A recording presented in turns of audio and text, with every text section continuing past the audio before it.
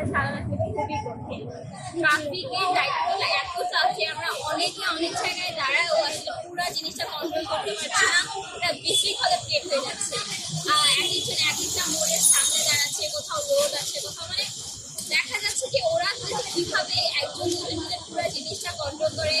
আজকে আমরা বুঝতে পারলাম যে ওদের দায়িত্বটা আসলে খুবই কষ্টকর।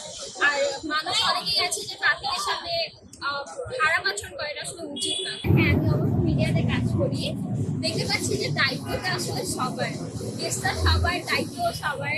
তো মিডিয়ার অনেকেই কাজ করছে, আমরা দেখেছি ইলিয়াস কাঞ্চন আঙ্কেলও আমরা দেখেছি উনি ট্রাফিকের দায়িত্ব পালন করছিলেন। স্কিন তো দিয়ে পড়ে থাকলে তো আসলে হবে না, আমরা মিডিয়াতে কাজ করি অবশ্যই মেনটেন করতে হবে।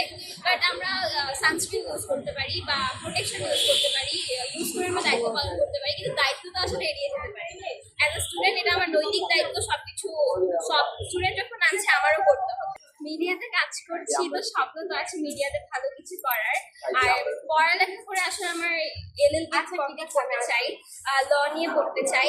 ল নিয়ে পড়ার পাশাপাশি আসলে মিডিয়াতে সবসময় কাজ করার ইচ্ছা ছিল, ছোট থেকে যেহেতু কাজ করছি নেক্সট টাইমও কাজ করার ইচ্ছা। আসলে নায়িকা হতে চাই বলতে ছোট থেকে যেহেতু কাজ করছি ইচ্ছা তো থাকেই। আসলে মিডিয়াতে কাজ করছি, ভালো একটা অবস্থা ক্রিয়েট করারও ট্রাই করবো এখানে। আর ফুলচেরি আপু আসলে অনেক সুন্দর যে ছোট থেকে কাজ করতে করতে আমাদের মধ্যে আজকে এত বড় পাইছে। আমরা প্রচুর প্রিমিয়ার একটা ইন্টারভিউ দিলাম, দেন যখন ময়লা পরিষ্কার করছিলাম তখন একটা ইন্টারভিউ দিলাম। তো ফুলচেরি আপু একটা এরকম টাইপের অ্যাড থেকে এসেছিল, আর আমার ভাগ্যটা হলো যে আমি ময়লা পরিষ্কার করছিলাম তখন একটা ইন্টারভিউ। আসলে আমি বলতে চাই যে নায়িকা হতে গেলে আসলে স্ট্রাগল করতে হবে।